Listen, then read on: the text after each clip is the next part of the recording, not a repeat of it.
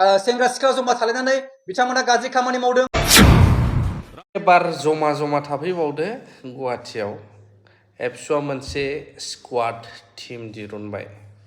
गुवाहाटि एबसुनिफ्राय मानगोनां बिथां अबिनाश मुसाहारि बिथां सारा फोसावना होदों। थारैनो बेखौ साफ्रोमबो बर' रायजो राजाफ्रा मिथिना लानाया गाहाम। जायफ्रा एबार गुवाहाटियाव गन्डगल खालामफैयो सोरखौबा लाना फैयो गार्लफ्रेन्ड उन्दैफ्रानो रुम थानाय मानाय दोनखारबोनाय आरो हाबा जाखानायफोर बिसोरनि थाखाय पुलिसफोरजों लोगोसे लोब्बा थानानै स्क्वाड टीम इनभेस्टिगेशन खालामनाय बायदि नागिरनाय बायदि बिराद हाबाफारि लानो थांगासिनो दं। नायग्रोजोब मा डिसिसन हाबा मावफैदों बेयाव फैनानै बिदिनो सेंग्रा सिख्ला जमा थालायनानै बिथांमोना गाज्रि खामानि मावदों आरो लोगोसे बिदिनो बेयाव गावनि हौवाखौ गारनानै गावनि हिन्जावखौ गारनानै थाफैदों। स' बेफोरखौ संनो थाखाय जोङो संगलि भलन्टियार्स हगारसिगोन। बेनि थाखायनो जोङो वार्निं होनो नागिरदों। बे खौरांगिरि मेलनि गेजेरजों कामरुप मेट्रपलिटन जिल्ला दुलाराय बर' फरायसा आफादा फंनैसो बाथ्रा मिथिहोनो नागिरदों, फोरमायनो नागिरदों, खावलायनो नागिरदों आरो लोगोसे वार्निंबो होनो नागिरदों जे नोंथांमोना नुबाय थायो ससियेल मिडियाफ्राव जे गोबां मानसिफ्रा गुवाहाटियाव खारबोयो, सोरबा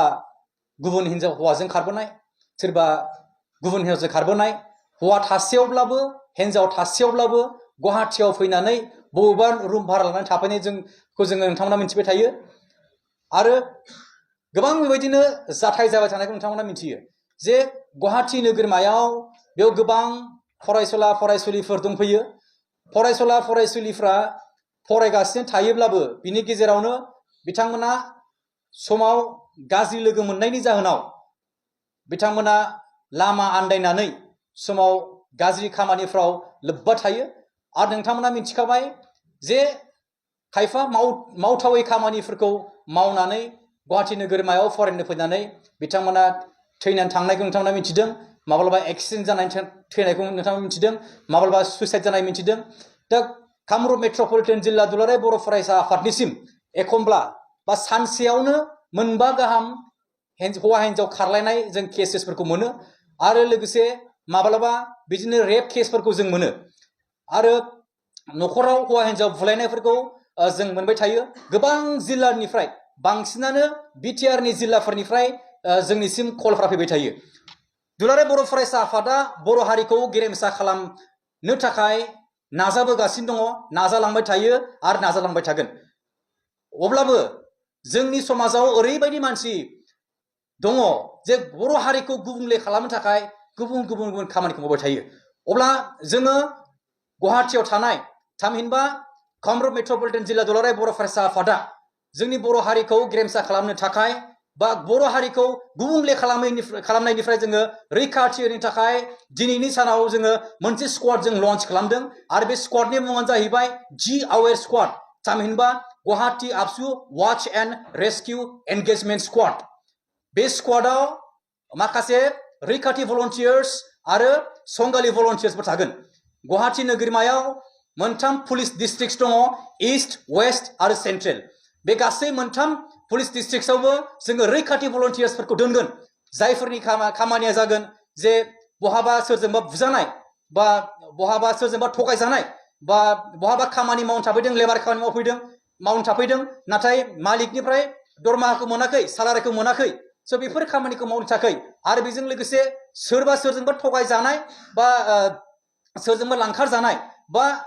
हिउमेन ट्राफिकिंफ्राव सोरबा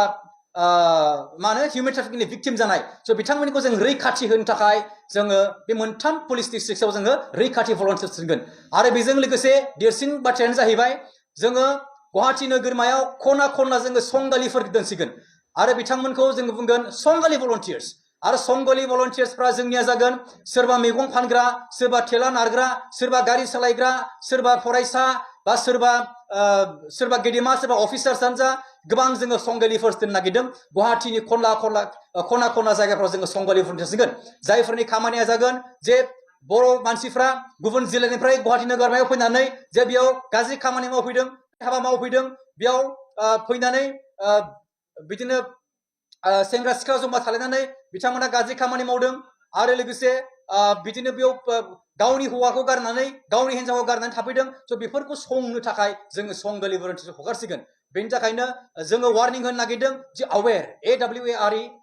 ABSu watch and rescue engagement squad जों बेखौ दिनै लन्च खालामदों बेनि थाखायनो खावलायदों जे जोंनि हारिखौ गेरेमसा खालामनायाव नोंथांमोनखौ बयखौ बाहागो लानो थाखाय जे नोंथांमोना गुवाहाटियाव फैनानै जोंनि हारियाव दाग होफैया होननानै जोङो बेखौनो खावलायदों आरो जोङो रेस्किउ खालामनाय समाव जों जेब्लायबो जोङो फाइखि हान्जानि थामहिनबा जों पुलिसनि आरो गोबां कमिसन्सफोरनि जोङो सहाय लानानै जों खामानिखौ मावलांगोन आरो गोबां समावनो जोङो बर' हारि होननानै जों अनखाङो जे बर' हारि होननानै बेबो जोंनिनो बर' मानसि जे बर' फिसा होननानै जों अनखांनानै जोङो खेमा होयो गुवाहाटियाव जोङो बुवा अननानै गावनिनो बर' मानसि होननानै नाथाय जोङो बेबायदि बेसेबां गोबाव सैना थाबावनो बेसेबां गोबाव जों सहायबावनो जोङो सानबाय जे बिथांमोनखौ जोङो बुवालाबानो बर' होननानै अननायजों जानाय नङा दानिफ्राय जोङो ओरैबायदि खालामनो नागिरबाय जे दुलाराय बर' फरायसा आफाद कामरुप मेट्रपलिटन जिल्लाया जे सोरखौबा दायनिगिरि मोनोब्ला बा सोरखौबा गाज्रि खामानियाव